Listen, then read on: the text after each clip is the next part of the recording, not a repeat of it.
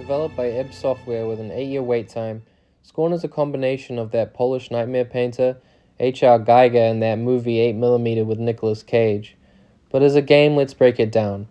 You're thrusted into a biomorphic hellscape with environmental storytelling being the crux of pushing the gameplay forward, meaning it asks the player to pay attention. And my attention it had.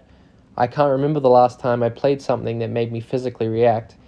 It would be easy for me to say that Scorn is part walking sim with light combat and survival mechanics, but overall the game asks you to ignore video game conventions and take it for what it is.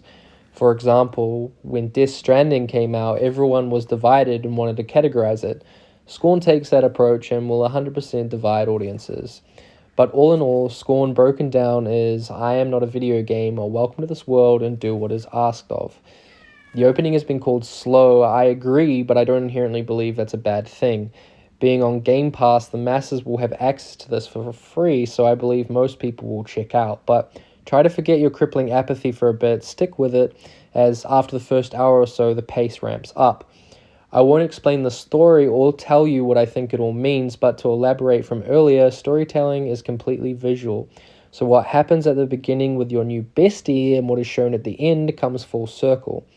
I found the twist satisfying, and for whatever reason, I was rooting for my dude. Like, fuck yeah, man, whatever it is you have me do, let's do it.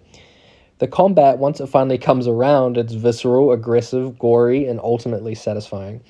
You are not strong. There are things in this world who do not want you here, like the ginger kid at school. Best way to describe it, the enemies is like white blood cells attacking a virus within its system. The few weapons at your disposal are all completely biomechanical.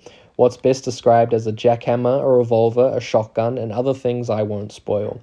Yes, combat is involved throughout, but the puzzles are what you'll mostly be interacting with. Nothing is too difficult, and I button mashed till something was correct. None of that statement is negative, it's just an objective truth. Not that the puzzles didn't seem thought out, it just wasn't hard.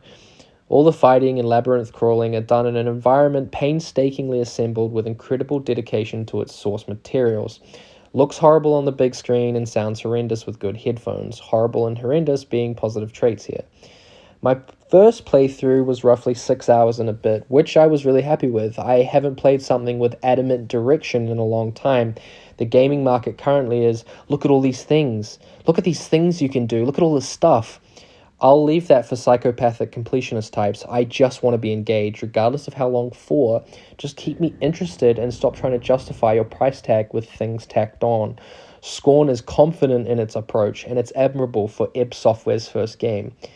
At the end of the day, play it and form your own opinion. I don't know, just don't play through your myopic lens of Resident Evil and Call of Duty. Do I recommend Scorn? Well, unlike your childhood, love and care was applied here, so if you have Game Pass, it's free. Otherwise, pay for it. I believe it's worth the price tag. Thanks so much for your time. Subscribe for more, and please let me know your thoughts on Scorn down below, because, let's be honest, no one in your immediate social circles gives a shit.